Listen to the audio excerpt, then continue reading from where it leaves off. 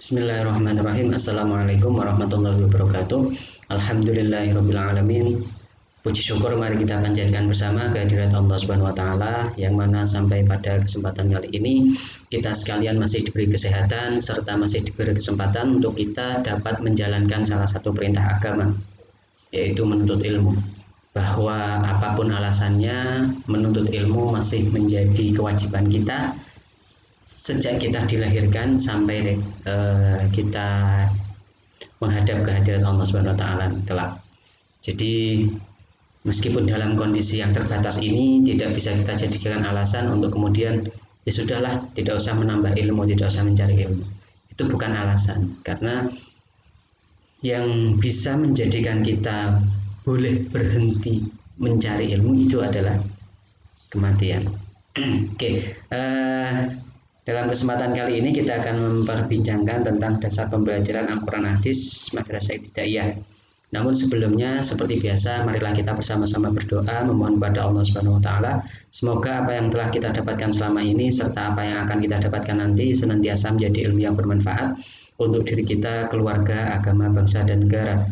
Dan semoga segala hajat kebaikan yang kita miliki diberi kemudahan dan akhirnya dikabulkan serta mendapat ridha Allah Subhanahu wa taala. Al-Fatihah. A'udzubillahi minasyaitonir rajim. Alhamdulillahirabbil alamin arrahmanir rahim. Ihdinas siratal mustaqim siratal ladzina an'amta 'alaihim ghairil maghdubi 'alaihim waladdallin. Bismillahirrahmanirrahim. Raditu billahi robba wa bil islami dina wa bi muhammadin nabiyya wa rasula rabbi zidni ilma warzuqni fahma amin ya rabbal alamin. Oke, hari ini kita akan berbicara tentang dasar pembelajaran Al-Quran Hadis di Madrasah dan Ibtidaiyah.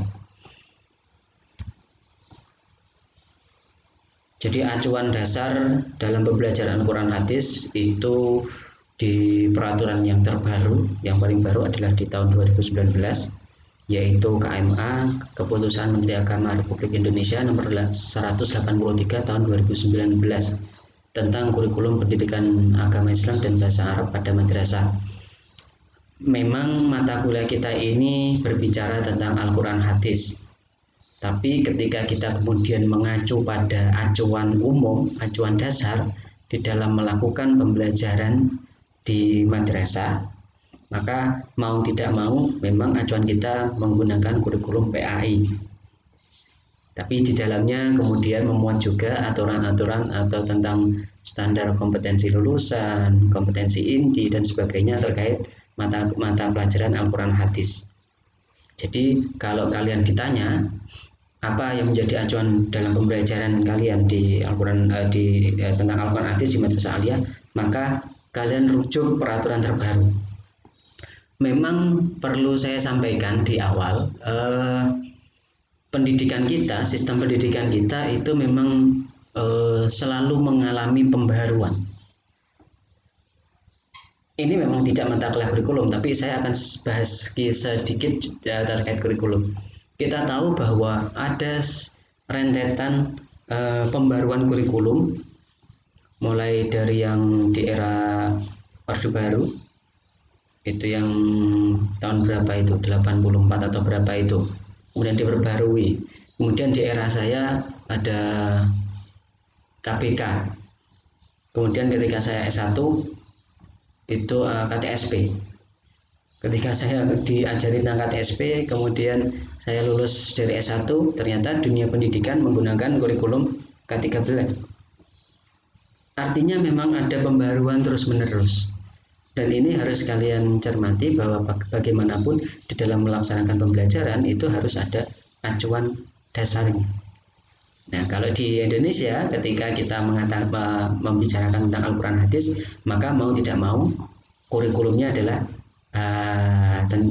acuannya adalah KMA nomor 183 2019. Ini tidak menutup kemungkinan kelak ketika kalian lulus itu nanti ada keputusan Menteri Agama yang baru atau peraturan atau perundang-undangan yang baru. Nah, ini kalian tidak perlu kaget. Jadi dipersiapkan saja yang sekarang dipelajari, kemudian meskipun nanti ada perbedaan ya dipelajari lagi. Jadi saya sering menyampaikan ini berdasarkan dari pengalaman saya di S1 dulu, bahwa memang terkadang apa yang kita pelajari di bangku kuliah itu kemudian nanti akan berbeda dengan apa yang kita terima ketika di dunia nyata. Maka ke depan mata kuliah ini akan saya bawa bagaimana caranya supaya kita juga siap di dalam menghadapi perubahan di dalam prinsip-prinsip pembelajaran yang ada di Indonesia, termasuk bagaimana kemudian menyikapi perubahan kurikulum. Ya mau tidak mau saya tidak sedang mengatakan kurang baik, tidak, tapi mau tidak mau di Indonesia memang ada tren ganti menteri kemudian ada kurikulum baru. Nah itu kalian mau tidak mau harus mempersiapkan diri supaya kelak di dunia pendidikan ketika kalian terjun langsung kalian tidak canggung dengan perubahan-perubahan yang terjadi. Oke, sekali lagi untuk dasar dari pembelajaran di Madrasah Ibtidaiyah itu acuannya adalah KMA nomor 183 tahun 2019. Nah, kenapa toh Pak? Kenapa harus ada pembaruan terus-menerus? Ya meskipun ada beberapa kritikan, kenapa harus diganti ketika semuanya belum siap? Saya masih ingat ketika S2 dulu, itu era transisi dari KTSP ke K13. Itu ada banyak sekali permasalahan-permasalahan, mulai dari kemampuan SDM. Jadi ketika ada pelatihan itu ada cerita menarik, guru-guru yang sudah sepuh itu kemudian diminta untuk melakukan penilaian yang berbasis komputer ya, kalau tidak salah itu K13 ada poin itu. Jadi ketika pelatihan itu kemudian para guru yang sudah sepuh ini bukan gaptek. Ya memang beliau sudah tidak mengupdate pemahaman tentang teknologi. Jadi bayangkan yang usianya sudah 50 ke atas, 60. Ketika pelatihan itu kemudian ada yang beli laptop itu belum diinstal. Jadi bisa dibayangkan. Ya jadi ada beberapa hal memang yang kemudian menjadi latar belakang. Kenapa kurikulum, kenapa acuan dalam pendidikan di Indonesia itu diperbarui, karena memang mau tidak mau kita harus akui ada banyak tantangan yang dihadapi. Sekali lagi ini memang mata kuliah Al-Quran Hadis, tapi mau tidak mau saya harus menyebutkan tentang PAI karena seperti yang saya sampaikan di awal, acuan kita tetap menggunakan kurikulum PAI, di mana PAI itu domainnya ada Al-Quran Hadis, Akidah Akhlak, Fikih, Sejarah Kebudayaan Islam. Jadi mau tidak mau memang di awal ini saya, loh Pak ini kok malah bahasanya kok PAI toh Pak, ini kan MI. Iya karena acuannya itu tadi. Tantangan internal dalam diri, iya kalau internal itu dari dalam, tantangan dari dalam. Ini belum tercapainya secara masif tujuan pendidikan khususnya beriman dan bertakwa kepada. Jadi untuk menumbuhkan keimanan dan ketakwaan itu memang butuh proses, dan memang diakui atau tidak pembelajaran PAI kemudian Al-Quran Hadis itu memang masih mendapat tantangan dari ini, belum masif. Masif itu belum serentak, belum banyak, ya belum semuanya lah. Memang secara nilai bisa dapat nilai bagus, tapi kemudian untuk mewujudkan ketakwaan itu kan kemudian adalah tantangan tersendiri, utamanya bagi guru-guru pendidikan agama termasuk kalian nanti. Pembelajaran PAI termasuk Al-Quran Hadis secara umum masih pada tataran pengetahuan, belum menjadikan agama sebagai jalan hidup untuk menuntun peserta didik saleh spiritual dan saleh sosial.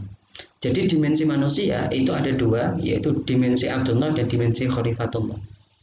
Ini harus dipahami betul bahwa kalian sebagai seorang guru agama nanti, calon guru agama, itu harus menjadikan peserta didik itu saleh sosial dan saleh spiritual. Jadi bagaimana caranya peserta didik itu tidak hanya rajin beribadah, tapi juga baik secara sosial. Nah, ini masih menjadi tantangan yang belum selesai. Yang saya katakan tadi, secara nilai peserta didik bisa dapat nilai bagus. Tapi apakah kemudian nilai-nilai Islam itu bisa menjadi jalan hidup mereka? Nah itu Pak, itu kan sulit untuk mengukur. Iya, makanya ini tantangannya. Jangankan peserta didik, bahkan terkadang gurunya saja itu belum memiliki spirit atau jalan menjadikan Islam sebagai jalan hidup. Jadi bisa dibedakan ya, jalan hidup itu menjadikan Islam menjadi jiwa di dalam kesehariannya. Bagaimana dia bersosialisasi dengan tetangga, bagaimana dia memuliakan tamu, bagaimana dia bersosialisasi dengan anak kecil, bagaimana dia bersosialisasi dengan orang tua, bagaimana dia kemudian merawat lingkungan, bagaimana dia kemudian, itu juga dibahas di dalam PAI sebenarnya. Jadi PAI itu tidak bicara tentang tidak hanya bicara manusia sebagai Abdullah, tapi juga bicara manusia sebagai Khalifatullah. Di sisi lain, kecenderungan pola kehidupan berbangsa dan bernegara beragama yang ekstrim tekstualis dan sekular liberalis telah mempengaruhi kehidupan masyarakat. Jadi tantangan dari dalam itu munculnya paham-paham yang di satu sisi dia ekstrim tekstualis, serba teks, sehingga kaku sekali. Tapi di satu sisi ada sekuler liberalis yang sangat bebas, memahami agama sangat bebas. Ini juga menjadi tantangan dalam dunia pendidikan agama Islam. Karena pada dasarnya agama Islam itu menghendaki sikap yang moderat. Moderat itu begini, harus bisa memposisikan sesuai tempatnya. Artinya dia ada di tengah. Jadi tidak terlalu condong ke kanan, yang ekstremis, tidak terlalu ke kiri yang liberalis. Jadi calon guru agama itu harus bisa nanti mengarahkan peserta didik itu untuk menjadi muslim yang moderat, tidak terlalu tekstualis tapi tidak terlalu, jadi memahami fenomena kehidupan beragama, kehidupan sosial itu menggunakan kacamata moderat, tidak kaku tapi tidak terlalu lunak. Jadi tidak mengabaikan teks, tapi juga tidak terlalu kaku memegang teks. Itu karena sekarang muncul aliran-aliran ini.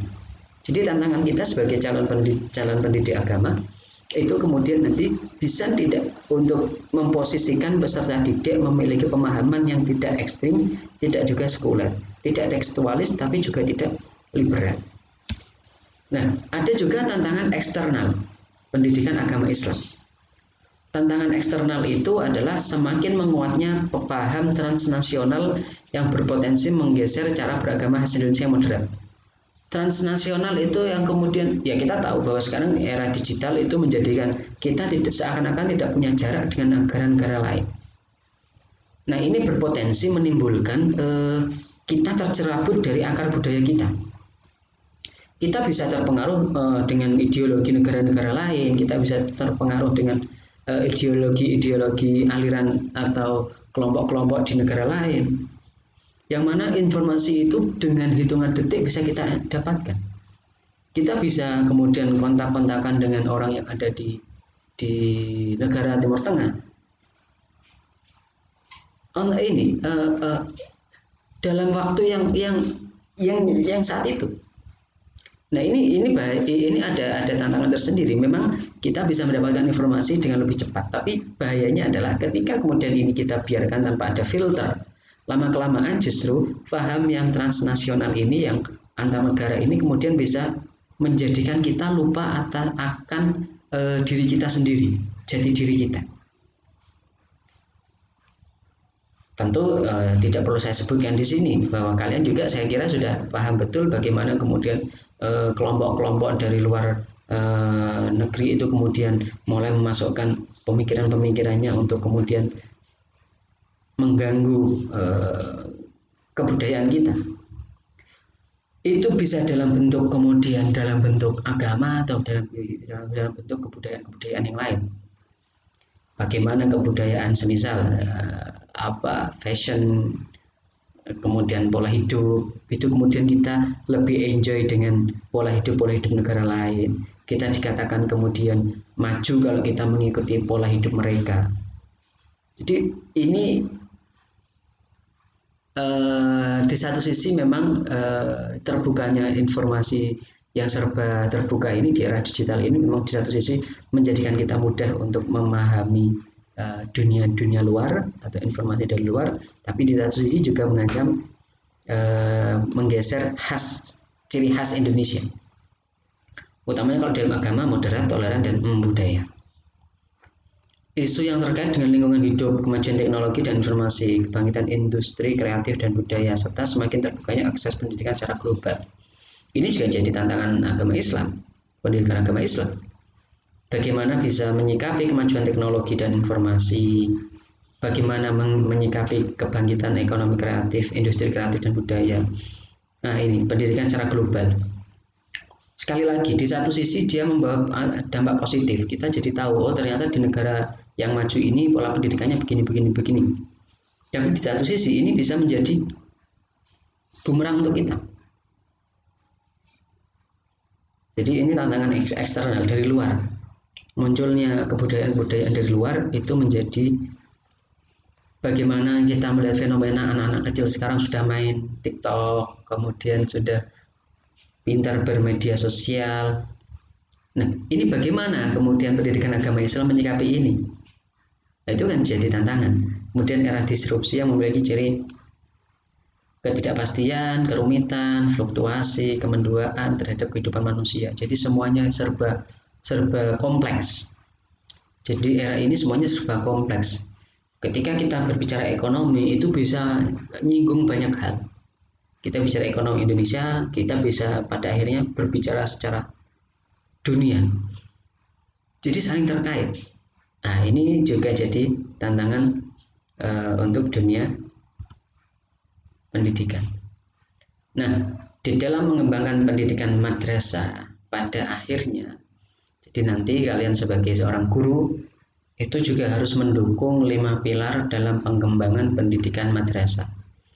Kita tahu bahwa pendidikan madrasah memang akhir-akhir ini sudah mulai mendapat kepercayaan publik, tapi belum kemudian mendapat tempat yang kemudian setara dengan pendidikan umum.